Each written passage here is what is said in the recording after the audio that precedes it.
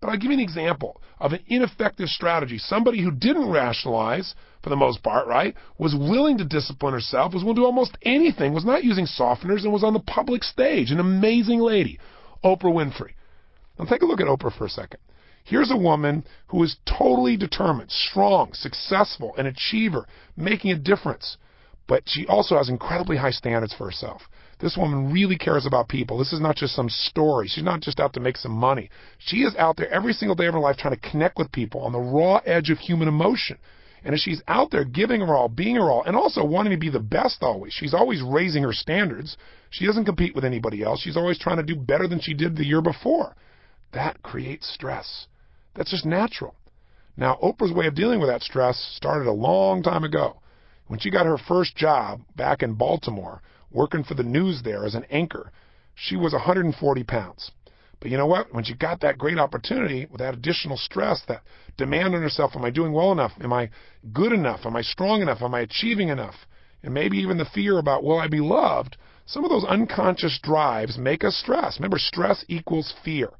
And sure enough, she dealt with that, and she slowed herself down and comforted herself through food. She'd stop by the mall, and she'd go by all those little stalls they have, you know, the little potato stall where they put lots of cheese all over a big potato with everything else on earth in it.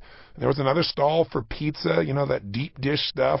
And then there was another stall where they make her an 18-inch chocolate chip cookie, or they put one in with macadamia nuts, and she could really go. And she'd go stop at all three places. You know, and guess what? She felt good. She was certain she could be comfortable, right? She was connecting with herself. She was rewarding herself for a job well done, allowing her stress to disappear. Well, as a result, you might guess her weight started to grow and started to expand pretty rapidly. So much so that at one point she was invited to Chicago to try out for a coveted morning spot on a talk show, a show that later would become the Oprah Winfrey Show. But all the way there, she had incredible anxiety, thinking when they see me, it's over. They want a little skinny white blonde, and I'm this heavy-set African-American woman. There's just no way. And sure enough, the man who saw her there saw her talent above all else. And he said, I want to give you the job. She said, don't you see? Don't you notice that I'm black? Don't you notice that I'm not blonde? Don't you notice that I'm fat?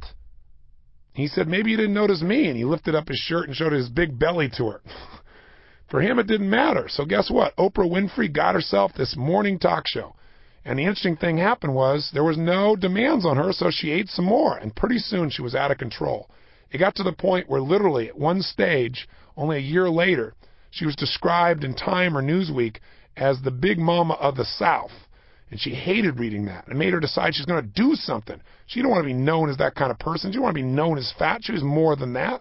So she went on the Atkins diet. Sure enough, you know, the diet where you eat all the fat you can possibly consume and try and convince yourself you're being healthy, right? Eat nothing alive, no fruit, no vegetables, nothing else.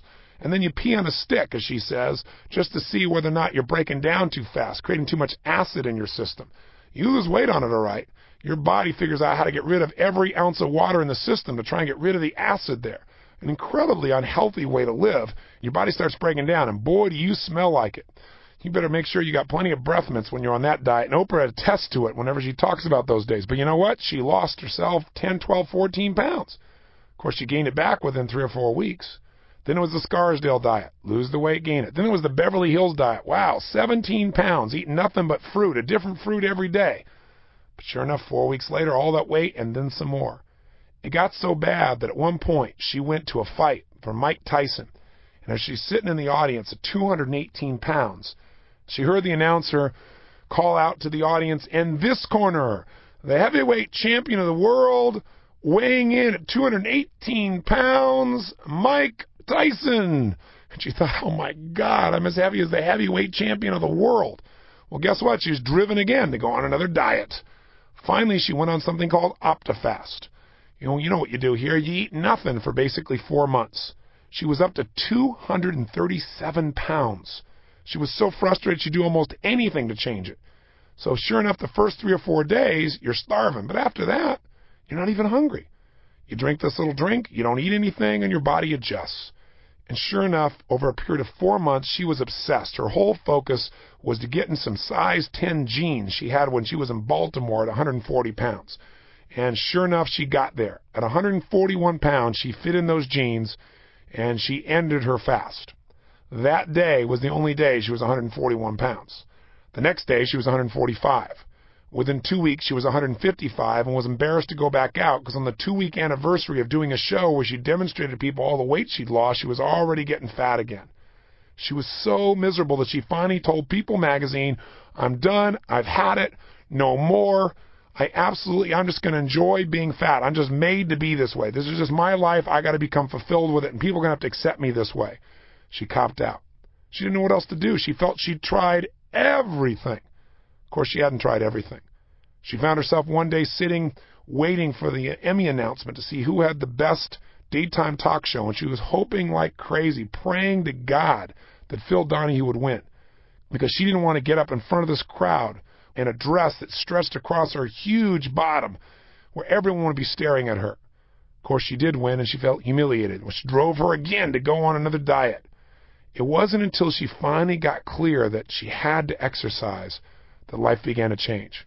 When she finally met a great trainer named Bob Greene, and she wrote a book called Making the Connection. She and Greene wrote it together, and what it's about is real simple. He said to her, "I don't care what you do, you got to exercise at least 5 days a week," and for Oprah it was 7.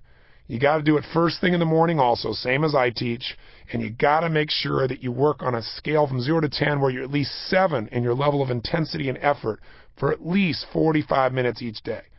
He said, that's it. There's no way around it. You got to build your metabolism. Now, today, Oprah's managed to stay close to her prime on a consistent basis. She's gotten herself to develop the ritual of working out 5 times a week or more. It's her time for herself. She lives the same very thing I'm teaching you. She's lived it. And as she's lived it, she's gotten lasting results because she isn't just dieting. She is moving her body. Her metabolism is strong. But more importantly, for a woman who's already so powerful in so many areas, she's taken the one area of her life that was a wound and put it to bed. Don't you deserve to have the same? Don't you deserve to create the rituals that for a lifetime will give you the health, the vitality, the energy you deserve? You won't get it by rationalizing. You won't get it by softening. You get it by telling yourself the truth and getting your butt in gear, but also making a strategy that works.